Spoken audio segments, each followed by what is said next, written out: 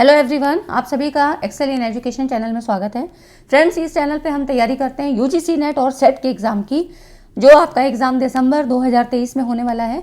तो पेपर 1 और paper 2 education की तैयारी यहाँ पर होती है।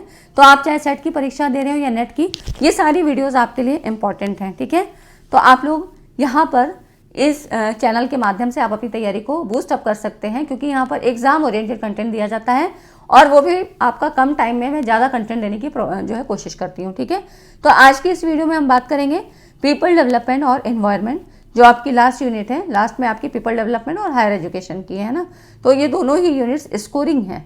यहाँ पर आपको नए कॉन्सेप्ट, मतलब जो आपके करंट से रिलेटेड चीज़ें हैं वो भी पूछी जाती हैं और साथ में बेसिक कॉन्सेप्ट पे भी सवाल पूछे जाते हैं। तो वो सारे कॉन्सेप्ट मैंने यहाँ पर क्लियर किए हैं विद कॉन्सेप्ट PYQs के माध्यम से, जो कि आपके 2023 में क्वेश्चन आ चुके हैं। उनके माध्यम से पूरे कॉन्सेप्ट को समझाने की कोशिश की है, ताकि आपका करंट वाला पार्ट भी क्लियर हो और साथ में जो बेसिक कॉन्सेप्ट है वो भी क्लियर हो, क्योंकि सवाल बहुत अच्छे आए हैं, छोटे छोटे सवाल हैं, लेकिन जब कॉन्सेप्ट नहीं क्लियर होगा तो आपको कुछ नहीं पता चलता है कि क्या चीज़ है, किस बारे में पूछ रहा है ना। तो आज की वीडियो इंपॉर्टेंट होगी, क्योंकि बहुत सारे आपके कॉन्सेप्ट क्लियर हो जाएंगे। तो अगर आप चैनल में पहली बार आए हैं तो सब्सक्राइब कर लीजिएगा, और लिंक आपको डिस्क्रिप्शन में मिल जाता है टेलीग्राम का, जहाँ की सारी PDF वगैरह आपको मिल जाती हैं। तो टेलीग्राम लिंक को भी ज्वाइन कर लीजिए, ताकि आपको नोटिफिकेशन मिल जाता है। कई बार यूट्यूब नहीं भेजता है तो टेलीग्राम के थ्रू आपको नोटिफिकेशन मिल जाता है ना। तो आप लोग सब्सक्राइब कर लीजिए। और आज की इस वीडियो में हम लोग पीपल डेवलपमेंट के कुछ क्वेश्चंस को सॉल्व करेंगे। ये सारे क्वेश्चन आपके 2023 में पूछे जा चुके हैं ना। तो चलिए क्वेश्चंस को देख लेते हैं। यहाँ पर देखिए, यहाँ पर कह रहा है सोलर स्टिल वे उपकरण है जो सौर तापीय ऊर्जा का उपयोग निम्नलिखित में किसके लिए करते हैं। तो यहाँ पर देखिए पूछ रहा है solar stills are equipments which use solar thermal energy to. अब देखिए सोलर थर्मल एनर्जी, सबसे पहले तो आपको ये पता होना चाहिए कि ये जो बात हो रही है सोलर स्टिल्स इक्विपमेंट की बात हो रही है ना। तो ये क्या है? इक्विपमेंट है। सोलर स्टिल इक्विपमेंट है जो किससे रिलेटेड है? Solar thermal energy. अब सोलर थर्मल एनर्जी क्या होती है ये आपको पता होना चाहिए। तो जिसको हम सौर तापीय ऊर्जा बोलते हैं, सोलर थर्मल एनर्जी ऊर्जा का एक रूप है। और उद्योग, आवासीय और वाणिज्यिक क्षेत्रों, मतलब जहाँ पर आप रहते हो है ना, आवासीय, जहाँ आवास की व्यवस्था है, और साथ में कमर्शियल क्षेत्रों में उपयोग के लिए तापीय ऊर्जा उत्पन्न करने के लिए सौर ऊर्जा का उपयोग करने की एक टेक्निक है। मतलब यहाँ पर सोलर एनर्जी का यूज़ कर रहे हैं हम थर्मल एनर्जी में कन्वर्ट करके, और ये टेक्निक है सोलर थर्मल एनर्जी को यूज़ करने की। ठीक, अब देखिए जो सोलर स्टील है इसको हम यूज़ क्यों कर रहे हैं? तो सोलर स्टील का उपयोग करके इम्प्योर वाटर से जो है, जो भी इम्प्योरिटीज़ होती हैं, जैसे कि कोई इम्प्योरिटीज़ हैं या सॉल्ट है, जो भी उसमें डिजॉल्व है, इनको यहाँ पर दूर किया जाता है, रेक्टिफाई किया जाता है। ठीक है, और ये यहाँ पर जहाँ पर ऐसी व्यवस्था है कि वहाँ पीने का पानी सही नहीं है, शुद्ध नहीं है, तो वहाँ पर हम सोलर स्टील जो इक्विपमेंट्स हैं इनका यूज़ करते हैं। ठीक है, अब देखिए क्योंकि यहाँ पर थर्मल एनर्जी का यूज़ हो रहा है, तो ये क्या होगा? सूर्य के द्वारा जो हमको एनर्जी मिल रही है उसी का यहाँ पर यूज़ होता है। तो थोड़ा सा इसके बारे में जान लेते हैं कि सौर स्टील वो उपकरण है जो पानी को डिस्टिल करने के लिए सौर तापीय ऊर्जा का उपयोग करते हैं। तो ये एक सौर ऊर्जा आधारित हरित ऊर्जा उत्पाद है। मतलब ये क्या है? A solar power based green energy product that uses the sun natural energy to purify water. तो पानी को शुद्ध करने के लिए जो सूर्य की प्राकृतिक ऊर्जा का उपयोग करता है। अब देखिए सूर्य की सोलर एनर्जी का यूज़ कर रहा है, तो यहाँ पर क्या है कि कोई हार्मफुल इफेक्ट भी नहीं है ना। जिस क्लाइमेट में आप रह रहे हो तो वहाँ पर ये प्रोसेस भी हो जाता है, जो कि वाटर को प्यूरिफाई करने के लिए किया जा रहा है, और साथ में कोई अशुद्धि भी नहीं हो रही है, मतलब वातावरण में पोल्यूशन भी नहीं हो रहा है। तो सौर स्टील प्रक्रिया जल के शुद्धिकरण हेतु आवश्यक ऊर्जा प्राप्त करने के लिए, जैसे कि आप यूज़ करते हो फॉसिल फ्यूल है ना, जीवाश्म ईंधन, इनके बजाय यूज़ करने के हम सोलर एनर्जी का, सूर्य की ऊर्जा का उपयोग करते हैं। तो अब इसमें क्या होगा? जो इम्प्योर वाटर है यहाँ पर एक कंटेनर में इकट्ठा होता है, ठीक है, और इसमें ये गर्म होता रहता है, यहाँ पर हीट को एब्जॉर्ब करता रहता है। धीरे धीरे इसका टेम्परेचर बहुत ज़्यादा बढ़ जाता है, तो हीट के परिणाम स्वरूप क्या होगा? जल एवेपोरेट होने लगता है। जैसे आप जब चाय का पानी खौलाते हो, बहुत सारे बबल्स जब उठने लगते हैं, चाय का पानी खोलने लगता है, तो वो क्या होता है? देखा होगा आपने, भाप उड़ने लगती है ना, एवेपोरेट होने लगता है। उसके बाद अगर जब ठंडा करते हैं तो फिर क्या होता है? ठंडा हो जाता है, तो ये वेपर जो है कंडेंस हो जाती है, धीरे धीरे ड्रॉपलेट्स में, बूंदों में इकट्ठा हो जाती है, ये वाटर जो है कंडेंस हो जाता है। अब इससे क्या होगा, वाटर एक जगह कंडेंस हो गया तो इम्प्योरिटीज़ पीछे रह गई। तो ये जो वाटर जो है एक क्या हुआ, ये प्योरीफाई करने का एक साइकिल हो जाता है, जो कि जिसको हम यूज़ करते हैं किसके, सोलर स्टील इक्विपमेंट्स के द्वारा। ठीक है ना। तो इसमें आपने देखा कभी ऐसे भी पूछा जा सकता है कि दो कौन से ऐसे प्रोसेस इसमें यूज़ होते हैं, तो आपने ध्यान दिया इसमें इवेपोरेशन, वाष्पोत्सर्जन जिसको बोलते हैं, साथ में कंडेंसेशन मतलब संघनन, है ना। इसको 2 प्रोसेस यहाँ पर यूज़ होते हैं। अब एडवांटेज क्या होगा, क्यों इसको यूज़ करते हैं, कुछ और क्यों नहीं यूज़ कर लेते हैं, कम लागत में हो जाता है, मेंटेनेंस आसान होता है, रख रखाव में आसान है, घर में भी आप यूज़ कर सकते हो, नेचुरल प्रोसेस से यूज़ हो रहा है, तो यहाँ पर कोई हार्मफुल इफेक्ट नहीं है। ठीक है, ये तो एडवांटेज हो गए। अब कुछ डिसएडवांटेज भी तो होता है, हर चीज़ के 2 पहलू होते हैं। तो अब क्या होगा कि ये धीमी गति से काम करता है, जहाँ पर हमको ज़्यादा मात्रा में वाटर को प्योरीफाई करना है वहाँ पर इसको हम नहीं यूज़ में ला सकते हैं। ठीक है, खाली क्या है, सोलर एनर्जी जब होगी, जब सूर्य की ऊर्जा होगी तभी काम करेगा। तो इस तरह से ये यहाँ पर कुछ लिमिटेशंस हो जाती हैं। ठीक है, तो यहाँ पर देखिए जो आपके ऑप्शन है, इतनी चीज़ें बताने के बाद मैं आपको ऑप्शन बता रही हूँ, तो ये क्या होगा, जल का आसवन, डिस्टिल वाटर को यहाँ पर प्रयोग करने के लिए हम करते हैं। ठीक है ना। तो ये सारा कॉन्सेप्ट आपको पता होना चाहिए, तब जाके आपके 2 नंबर बनते हैं। अब इस तरह से क्वेश्चन पूछे जा रहे हैं, सारे क्वेश्चन आप देखिए यूजीसी नेट जून 2023 में आए हुए हैं, है ना। अब देखिए सीओडी के बारे में पूछ रहा है, केमिकल ऑक्सीजन डिमांड, ये निम्न में से किसकी माप की जाती है, सीओडी। ऐसे ही बीओडी, बायोकेमिकल ऑक्सीजन डिमांड, काफ़ी क्वेश्चन यहाँ से बने हैं और ये सारी चीज़ें मैं आपको संबंधित जो है प्रश्न में बताती चलती हूँ। तो यहाँ पर देखिए जो सीओडी होती है, केमिकल ऑक्सीजन डिमांड, ये क्या है, एक तो आपको समझ में आ रहा है केमिकल प्रोसेस है। यहाँ पर इसको हम यूज़ करते हैं पानी में प्रदूषण की मात्रा को मापने के लिए उपयोग किए जाने वाली बेस्ट मेथड होता है। और पानी में हम किसको मेज़र करते हैं, कार्बनिक पदार्थों की मात्रा का निर्धारण किया जाता है। तो इस तरह से ये जो इसका ऑप्शन होगा, जल में सभी कार्बनिक पदार्थ जो भी आपके ऑर्गेनिक कंपाउंड्स हैं यहाँ पर, इनको हम मेज़र करने के लिए यूज़ करते हैं, all organic matters in water, है ना। तो यहाँ पर सीओडी जो है इसका सबसे आम प्रयोग सतही जल जैसे कि झील है, नदियाँ हैं, या आपके जो वेस्ट वाटर होता है, इसमें पाए जाने वाले ऑक्सीकरण युक्त जो भी कोई पॉल्यूटेंट्स होता है, जो भी मतलब कुछ ऐसे पदार्थ जो कि उसको खराब कर रहे हैं ना, उसको पॉल्यूट कर रहे हैं, उन प्रदूषकों की मात्रा का निर्धारण करता है। तो इस तरह से बीओडी भी आपका यही करता था, है ना, कि पानी की जो है क्वालिटी को चेक करता था। तो सीओडी भी, बीओडी और सीओडी कुछ ही फ़र्क होता है जो मैं आपको आगे बताती हूँ। तो बीओडी की तरह सीओडी भी क्या है, पानी की क्वालिटी को चेक करता है। और यहाँ पर प्रदूषण स्तर की गणना पानी में कार्बनिक पदार्थों की, जो भी ऑर्गेनिक कंपाउंड्स हैं, इनकी जो है यहाँ पर मात्रा को मापकर की जाती है। ठीक है, और बहुत अधिक अगर कार्बनिक पदार्थ वाला पानी उस पर्यावरण को नुकसान पहुंचा सकता है जहाँ पर ये जो है जल रहता है ना। तो इस तरह से ये हमारे लिए हार्मफुल होता है। तो अब इसके बारे में देखिए, जो केमिकल ऑक्सीजन डिमांड है सीओडी, पानी में सभी कार्बनिक पदार्थों का एक मापक है। सीओडी एक ऐसा परीक्षण है जो पानी में मौजूद कार्बनिक पदार्थ और अकार्बनिक पोषक तत्वों जैसे कि अमोनिया, नाइट्रेट, इनका रासायनिक रूप से ऑक्सीडेशन करने के लिए आवश्यक ऑक्सीजन की मात्रा को मापता है।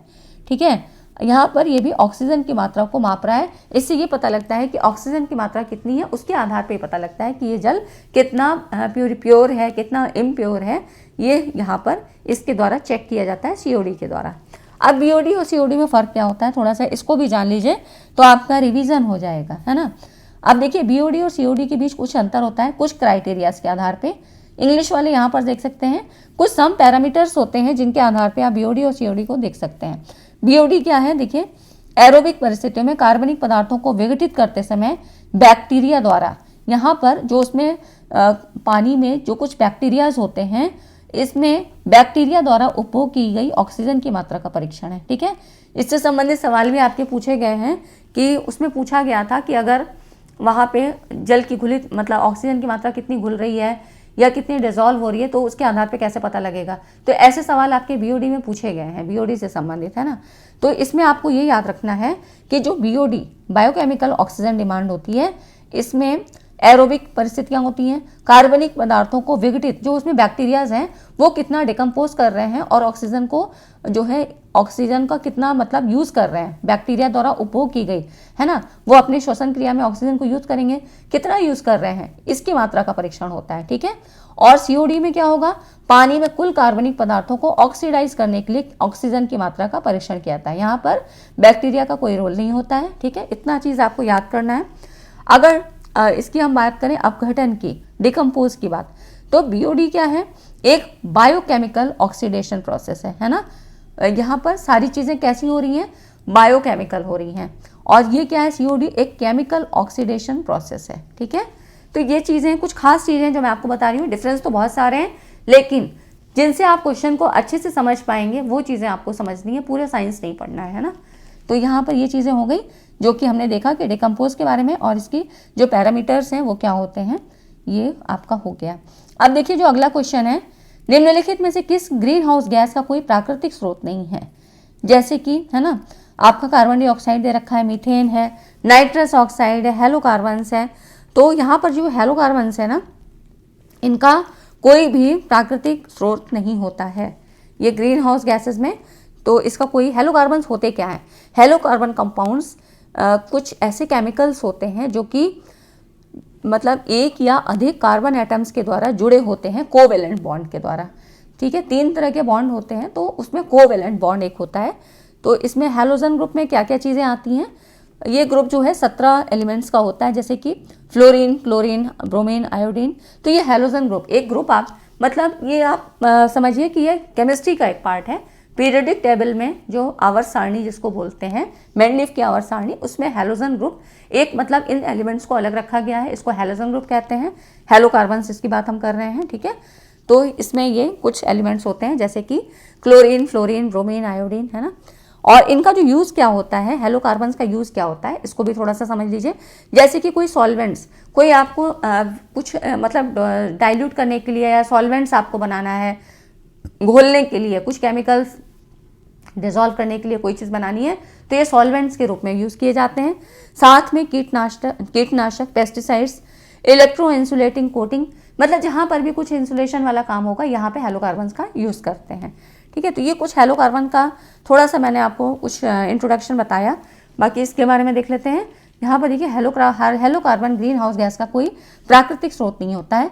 ये क्या है, मानव निर्मित रसायन है। ये ऐसे यौगिक हैं जिनमें केवल कार्बन के एक या एक से अधिक हैलोजन, जैसे फ्लोरीन, क्लोरीन और ब्रोमीन, मतलब हैलोजन ग्रुप एक पूरा ग्रुप ही होता है जिसमें कि सारे उसके एलिमेंट्स होते हैं। ठीक है, और ये फिर किसी से संयोग करके हेलोकार्बन्स ग्रुप बनाते हैं।